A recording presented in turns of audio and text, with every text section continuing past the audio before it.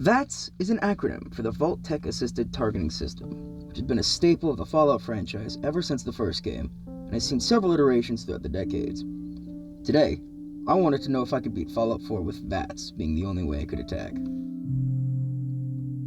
I started off by making my character look more like the Roach from Terraformers than I had meant to, found an American manga lying on the counter, and spoke with the Vault Tech rep. I set my stats, and named myself Beanhorse for reasons I can no longer remember, before letting the door hit him on his way out. Codsworth decided my child needed paternal affection and couldn't just be raised by TikTok on the iPad. The uncolored man on the cathode ray tube said to run, so I did, and I somehow ended up running past my neighbors to the army man by a large hole in the ground. Walking up to the vault, I was almost crushed by a vertibird, and I somehow retained my eyesight after witnessing the detonation of a nuke with my own bare eyes. Inside, some whore cut me in line. I grabbed a vault suit, the nerd walked me over to the fridge, and I stepped inside. The fuckers lied to me. It was a freezer. Rice Krispies changed things up and crackled, snapped, then popped, got close enough for me to smell the sugary coating, and I took another nap. After waking up again, I pretended to care that my wife forgot the tricks were for kids, and she paid the price for it. Decided to do a little looting of Vault 111. Ran past the cockroaches like the funny Michigan man taught me to. Found a nifty toy that I couldn't use yet, and used the overseer's computer to open the door. I managed to avoid most of the rest of the roaches, but it took me more tries than I'd like to admit to get rid of the one under the steps. Finally, I put on the Pip-Boy, opened the vault door, and ascended to hell. This is where the real game could begin. Once in the light of the real sun, and not the fake ones that we decided would look perfect on the Japanese horizon, I descended down the hill of dead plants to Sanctuary Hills, read a magical book proven to make me cooler, spoke with the iPad, we stomped out the bugs into town, and I decided to play Grinch by stealing and destroying everything the people of Sanctuary had owned.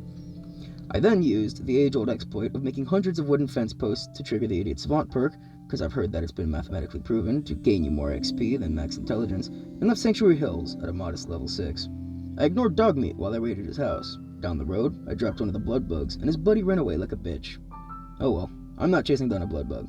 That sounds like a terrible idea. Once in Concord, I helped Preston clear out the raiders outside the Museum of Freedom. Went inside, cleared out the raiders in there, and talked to the donkey and his bitch. I don't remember what they were saying. I was more focused on the bobblehead in the background. I got the fusion core from the basement, got the power armor from the roof, got out because of reasons I'll get into in a minute, and used my handy-dandy double-barreled shotgun to V.A.T.S my way through more of the raiders. The Deathclaw was a pain in the ass, but after a full hour and 3 deaths, one of which being because the bastard clipped into the building I was in, I finally managed to kill the lizard, leaving my power armor in front of the door to block it in case it got in again. It didn't, but we'll talk about why that fight was so difficult later. I talked with Gravy in the museum. Papa Murphy's was zoinked beyond measure, and I found the local speakeasy. It was pretty nifty inside, but there was a safe that was too high of a level for me, and I told myself that I'd come back for it once I'd leveled up. I then discovered Lexington about 7 minutes later, which gave me the experience I needed to level up and upgrade my lockpicking, so I immediately went back and got the safe in the root cellar in Sanctuary as well. I scrapped all of my junk and the fence posts just to make sure. I duped some adhesive for gun upgrades, then left for Diamond City at level 12.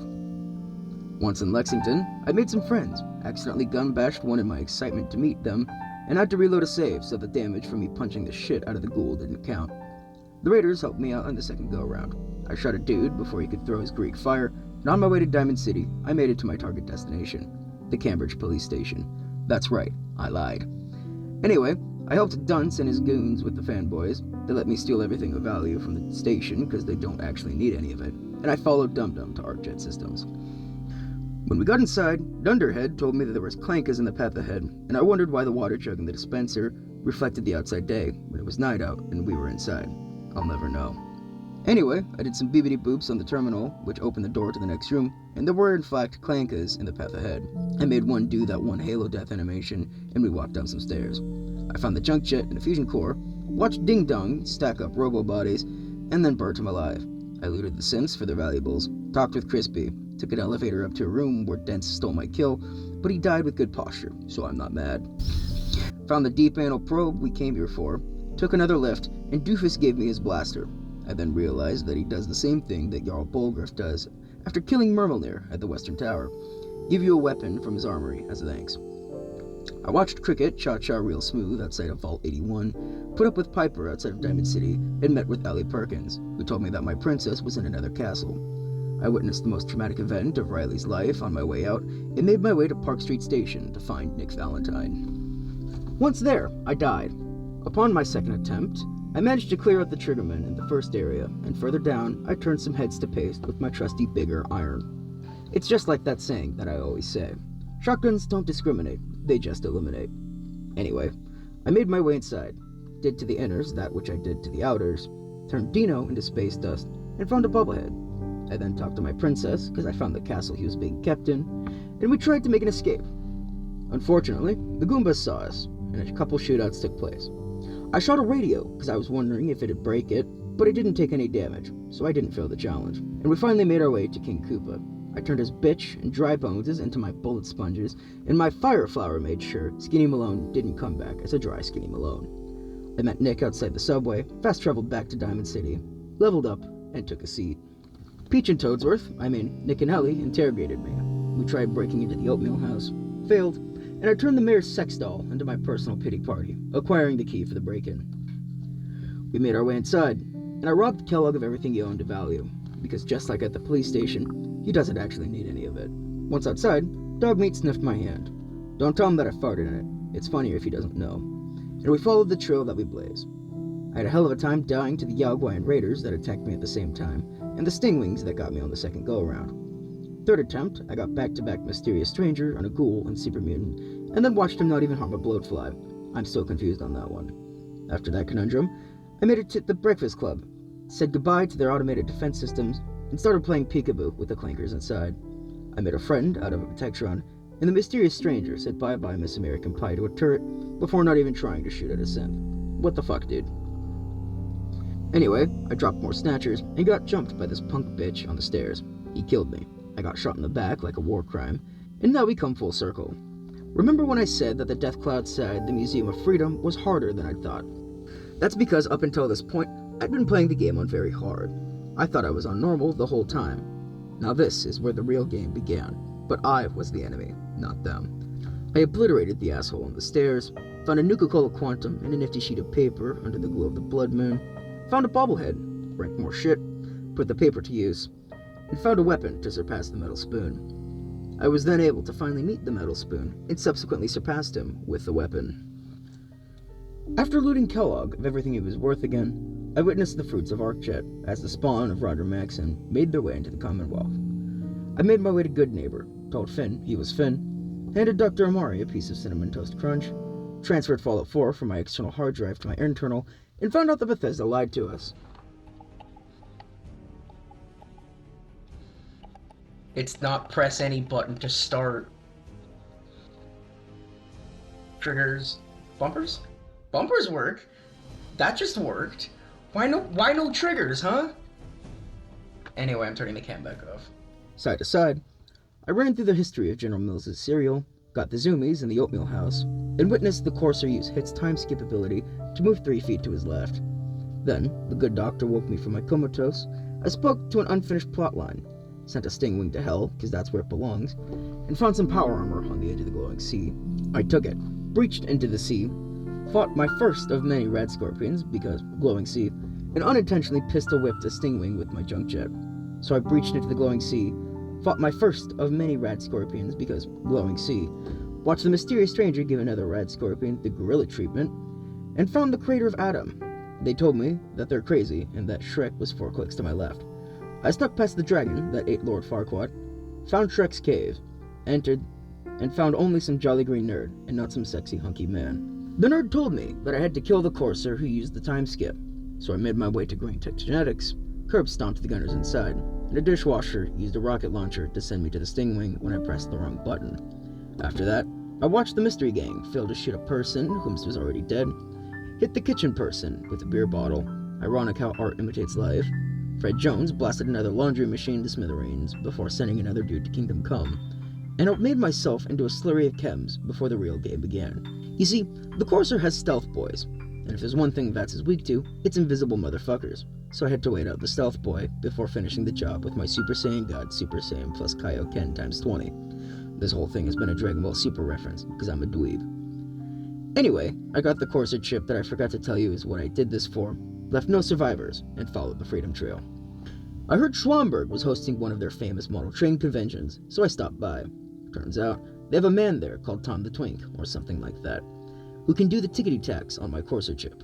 Unsatisfied with the lack of model trains, I left, and little Rumpum-Pum-Pum showed me a little hostility. I gave his pal Glory the Kellogg treatment because of him, and he died also as a result. So too did the rest of his little toy cult when I was through. I never liked models anyway. I took the decoded Corsair chip back to Virgil. He gave me some crayon doodles. I made my way back to the Cambridge police station, joined the Brotherhood of Steel, and flew over to the Pridwin. I talked with Captain Kells, watched the little man monologue, spoke with little man. A nurse called me a virgin. A dork asked to see my search history. Legless said I had a big dick, and the heavy weapons guy was caged. I made my way out to the bridge, and little man said that there was a little problem down the way. Being the good soldier I am, I took care of the little problems, and found a much bigger problem. I busted his jaw with a dinner plate, and Norville Rogers stole my kill. Inside Fort Strong, I didn't discriminate, I just eliminated. And this punk in the basement decided that a rocket launcher at point blank was a good idea to prolong his life. It wasn't, it just made me mad. After dispatching with the little problem, I spoke with little man about the Green Boy's scribbles, and ignored Pesto as I took all my junk from Sanctuary to the Boston airport. I had to fly there, because I weighed several hundreds of pounds and couldn't fast travel. After clearing the stupid seats out of the airport flat, I talked with Ingrid. She peered over the scribbles of the madman. He's not crazy, he's just upset. Built the first parts of the signal interceptor, had a civil conversation in Good Neighbor, found a place the game didn't like me going, finished the signal interceptor, built the power supplies, and powered it on. The Metal One monologued at me again. She then flashbanged me into a terminal that just so happened to be in the Institute. Further along, I found a child and attempted to gaslight him before the old bastard tried to talk with me. I didn't like that, so I told Dr. Lee that her boss's ex-employee isn't dead. She didn't believe me, so was off to the bioscience lab for me. I picked the door into the FEV lab and accidentally shooted the shit with the Assaultron, and, for the third time, had to reload my last save so that the damage doesn't count. Second verse, different from the first, I gave the Assaultron the glory treatment, found the proof Dr. Lee needed, and took the serum that Virgil did ask me for. I never took it to him, though. I did, however, take the holotape to Dr. Lee, and she decided to leave the Institute for her ex. I talked with the other heads of the departments, and left. Little Man congratulated me on a job well done, and Million Dollar Dude showed me the plot point of the battle against the Enclave in Fallout 3. I told Lee that she signed up for the Libbity Bibbity project, made the old man some new knees, and RoboCop sent me back to the glowing sea. When I got there, Velma Dinkley and I powwowed a rad scorpion. I made a friend in a basement, and met his family when I got back to his place. His dad was in his undies, though. Getting back to the point, I made it to the Sentinel site. Made my way down. Daphne Blake fucking yeeted a freak against a rail. I gave Adam's Wrath the FEV lab treatment, and Brother Henry didn't fare very well either. I marked the location for the Brotherhood to come get their nukes for the boy, ascended, Liberty Prime did a little jig, I painted the power armor anew, because I'm different, and Small Man told me that Dolt was a clanker himself. Scribe Halen asked me to hear him out. I didn't, and Little Guy told me I was the biggest boy, before Captain Kells asked me to finish the job in Schwamberg. Ingram said we needed to go to Berlin, so I got the World War II artifact from behind Cleo and took it to a familiar alleyway. If you don't know why, you will soon. I went back to the blimp, became an enemy of the Institute, and flew around Mass Fusion because I can't use the minigun in the vertibird due to the fact that the damn thing doesn't work with V.A.T.S. Eventually, we landed. I made the synths my bitches, and descended into the tower. A robot was mad that I was on his lawn. Ingram and I removed the fucking clankers from the immediate premises, and they dropped my elevator with a weirdly placed bomb that had me just flip a breaker to fix it. I don't know how this shit works. Anyway, we finally made it to the beryllium agitator. I found a hazmat suit and equipped it, popped a Radix, and put my Fat Man in my hand. I took the Angry Rock device, dumped 2 mini nukes into the fucking legendary Sentry bot, of course the damn thing was legendary, and dropped it by shooting the fusion cores through its torso. I gave one of the Assaultrons the Adam's Wrath treatment, and kneecapped the other before it beamed the cyborg. Coming into the real game now, I found my way back to the Pridwin, gotten my different power armor, quick traveled to the airport, inserted my rock hard into the Titan mech, and powered up Pacific Rim. I didn't want to follow the big guy to CIT, so I fast traveled there and beat him by a hair. The Brotherhood and I removed the synth from the trailer, Galvatron dug a hole, I jumped in, and Little Man gave me a device. Scooby-Doo stole my kill again. I made things harder for some synths, and the Brotherhood removed the problem. Back in bioscience, I was fighting a gorilla, and mysterious stranger put a round straight up the monkey's ass. In the Institute, Maine, I was just following orders, and while trying to get the perfect shot on Father, the man in the hat cured the old man of his sickness. Don't worry, I killed the crone with a synth component so that it's the perfect irony. I computered, followed more orders, stuck the device little man gave me to this funky pillar, told the short one that he was going to die, and there would be no afterlife for him. Flashbang to the roof of mass fusion, finally destroyed the Institute, and proved that I can beat Fallout 4 using only the Vault-Tec assisted targeting system. And you probably could too, if you wanted to try this challenge out for yourself.